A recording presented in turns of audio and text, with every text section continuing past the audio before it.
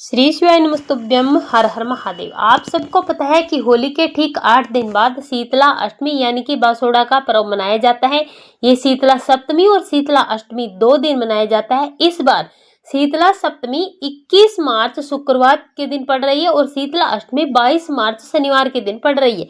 तो जो लोग ठंडेबासी का जो भोग लगाते हैं वो लोग 21 तारीख शीतला सप्तमी के दिन भी लगाते हैं और अष्टमी के दिन भी लगाते हैं।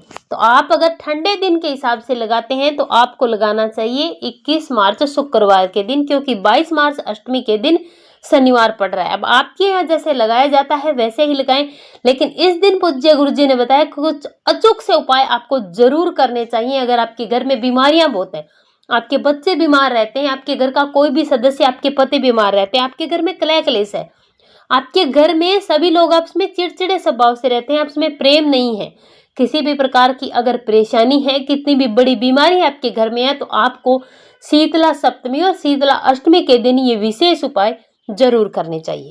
बहुत ही अचूक से उपाय हैं जो आपके घर से सभी बीमारियों और सभी परेशानियों को दूर करेगा। मात्र आपको नीम के पत्तों से, जल से और नीम की मिट्टी से कुछ विशेष उपाय करने हैं। पूज्य गुरु जी ने बताया कि अगर आप शीतला सप्तमी और शीतला अष्टमी के दिन विशेष उपायों को करते हैं और आपके घर में कभी भी रोग नहीं आते, आपके घर में सुख और समृद्धि बनी रहती है, आपके घर में कभी भी किसी भी सदस्य की अकाल मृत्यु नहीं होती। पूज्य गुरुदेव जी की कथा से सुन करके, समझ करके आपको समझाने का पूरा प्रयास करूंगा, परंतु उससे पहले अगर आप भी महादेव के सच्चे भक्त हैं, महादेव की कृपा प्राप्त करना चाहते हैं, तो चैनल को सब्सक्राइब करके कमेंट बॉक्स में हर हर महादेव जरूर लिखें। आज की वीडियो में हम 3 महाउपायों के बारे में बात करने वाले हैं जो आपको शीतला सप्तमी और शीतला अष्टमी के दिन जरूर करने चाहिए, जो आपकी सर्व मनोकामना पूर्ति, रोगों से मुक्ति, कर्ज से मुक्ति के लिए बहुत ही अचूक उपाय है। तो चलिए बात करते हैं आज के सबसे पहले उपाय की। अगर आपको या आपके घर में किसी भी सदस्य को या आपके बच्चों को किसी भी प्रकार का रोग है, चाहे नेत्र रोग है, चाहे सिर में दर्द है, चाहे फोड़ा फुंसी है, किसी भी प्रकार का चर्म रोग है, किसी भी प्रकार का मानसिक रोग है, रोग कितना भी बड़ा या छोटा क्यों ना हो, आपको ये आज का विशेष उपाय जरूर करना चाहिए। इस उपाय के लिए आपको लेना है नीम के पत्ते।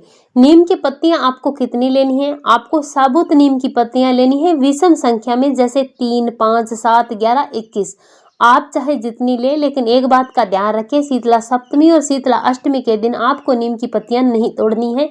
या तो आप एक दिन पहले नीम की पत्तियां तोड़कर रख ले, नहीं तो आप नीम के जड़े हुए पत्तों को धोकर भी इन उपायों को कर सकते हैं। जब आप पत्तियां लेने के लिए जाते हैं तब आपको एक साथ में पानी का कलश लेकर जाना है। किसी भी पात्र में आपको जल भर के लेके जाना है और माँ से प्रार्थना करनी है, आपको शीतला मैया से, कि मेरे घर में जो व्यक्ति बीमार है, मेरे घर में ये परेशानी है, कलह क्लेश है, लड़ाई झगड़ा है, चर्म रोग है, फोड़ा फुंसी है, पेट में दर्द है, सर में दर्द है, मानसिक शारीरिक जो भी परेशानी है, उसका स्मरण करते हुए अपना नाम और गोत्र बोल करके आपको ये पत्तियां लेनी है। लेने के बाद आप अपने साथ जो जल लेकर गए उसे आप थोड़ा सा नीम के पेड़ की जड़ में माँ शीतला का ध्यान करते हुए आपको समर्पित कर देना है। इतना करने के बाद जो पत्तियां आपने ली है वो सारी की सारी पत्ती आप इस कलश में आपको डाल देनी है। 3, 5, 7, 11 की संख्या में जो भी है सारी की सारी पत्ती आपको इस कलश में डालनी है, पानी वाले कलश में। जब आप ये पत्तियां इस कलश में डाल रहे होते हैं तब आपको ओम श्रीम शीतलाय नमः इस मंत्र का जाप करते हुए पत्तियां इस कलश में डालनी है। इतना करने के बाद आपको इस कलश को लेकर अपने घर चले आना है। अपने घर पर आने के बाद जब आप अपने घर में प्रवेश करेंगे तब सबसे पहले आपको आपके पास जो जल है उस जल का छिड़काव अपने घर के मुख्य द्वार पर करना है। छिड़काव करते समय माँ शीतला का जो भी मंत्र याद है तो उसका स्मरण करें, नहीं तो आप शीतला माँ का ध्यान करते हुए आपको ये जल का छिड़काव करना है और साथ ही साथ प्रार्थना करनी है कि मेरे घर की जो भी परेशानी है, रोग है, दुख, दरिद्रता, कष्ट है, वो सारी दूर होने चाहिए। अपने घर में प्रवेश करना है, अपने पूरे घर में इस जल का आपको छिड़काव करना है। इसके बाद आपके घर में जो भी व्यक्ति बीमार है, बीमारी चाहे कितनी भी बड़ी क्यों ना, और अगर कोई भी व्यक्ति बीमार नहीं है तो भी आपको अपने घर के सभी सदस्यों पर इसका छिड़काव करना है। छिड़काव करते इसमें माँ शीतला से प्रार्थना करनी है, जो भी रोग है, बीमारी है, कष्ट है, दुख है, उसके लिए कि वो मेरे सारे कट जाए। ऐसे आपको अपनी प्रार्थना करते हुए इस जल का छिड़काव आपको अपने पूरे घर में करना है, अपने घर के सदस्यों पर करना है। अगर आपके घर में कोई व्यक्ति बीमार है तब भी आपको ये उपाय करना है, और अगर आपके घर में कोई भी व्यक्ति बीमार नहीं है फिर भी आपको ये उपाय करना है। जो भी व्यक्ति बीमार है मात्र 3 दिन में उस व्यक्ति को उस बीमारी से छुटकारा मिलेगा, चाहे बीमारी कितनी भी बड़ी या छोटी क्यों ना हो। और अगर आप ऐसा करते हैं, बीमार व्यक्ति नहीं भी है तो भी आपके घर में अगले 1 साल जब शीतला अष्टमी आएगी तब तक आपके घर में कोई भी व्यक्ति बीमार नहीं पड़ सकता, किसी भी प्रकार की समस्या आपके घर में कभी नहीं आएगी। चलिए बात करते हैं पूज्य गुरुजी द्वारा बताए गए दूसरे उपाय की। ये उपाय भी बीमारी के लिए है, बीमारी कैसी भी क्यों ना हो, चाहे कैंसर भी क्यों ना हो, तो आपको ये छोटा सा उपाय जरूर करना चाहिए। इसके लिए आपको करना क्या है, ये उपाय आपको करना है शीतला सप्तमी और शीतला अष्टमी के दिन सुबह से लेकर शाम तक आप ये उपाय कभी भी कर सकते हैं।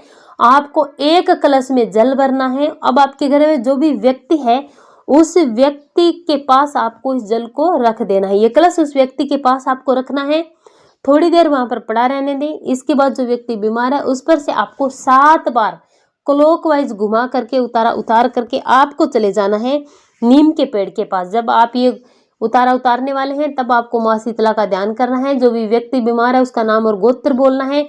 बीमारी से छुटकारा के लिए आपको प्रार्थना करनी है और इस कलश को लेकर नीम के वृक्ष के पास जाना है। आपके घर के आसपास कहीं भी नीम का वृक्ष है वहां पर जाएं और नीम वृक्ष की 7 परिक्रमा करनी है। 7 परिक्रमा करने के बाद नीम के पेड़ की जड़ में आपको इस जल को समर्पित कर देना है।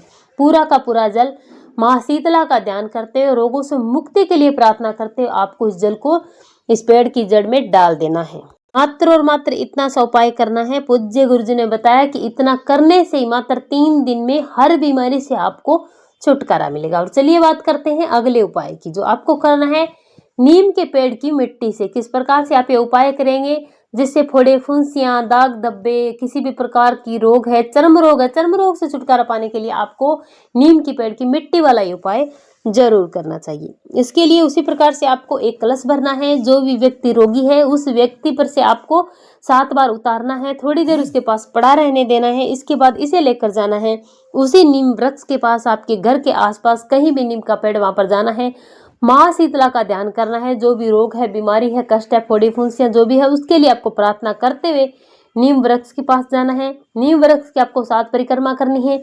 1 लोटा जल माँ शीतला का ध्यान करते हुए नीम वृक्ष के पेड़ की जड़ में आपको समर्पित कर देना है। समर्पित करने के बाद माँ शीतला से प्रार्थना करनी है, अपनी मनोकामना करनी है। रोगों से मुक्ति के लिए आपको प्रार्थना करनी है। अपना नाम और गोत्र बोल करके नीम के पेड़ की जड़ की थोड़ी सी मिट्टी आपको उठा लेनी है। वही मिट्टी उठानी है जहां पर आपने जल समर्पित किया। इस मिट्टी को लेकर के आपको अपने घर आ जाना है। घर आने के बाद जो भी व्यक्ति बीमार है, चर्म रोग है, फोड़े फुंसियां हैं, दाग धब्बे जो भी है, उस व्यक्ति को आपको ये मिट्टी लगा देनी है। जहां पर दाग धब्बे हैं, चर्म रोग जो भी हो रखा है, वहां पर आपको इस मिट्टी का लेपन करना है। ये लेपन आपको 3 दिन करना है। इस मिट्टी को आपको 3 दिन लगाना है और आप 3 दिन में देखने वाले हैं आपको ये चमत्कारी फल देने वाला है। हर प्रकार के रोगों से भी मुक्ति मिलेगी।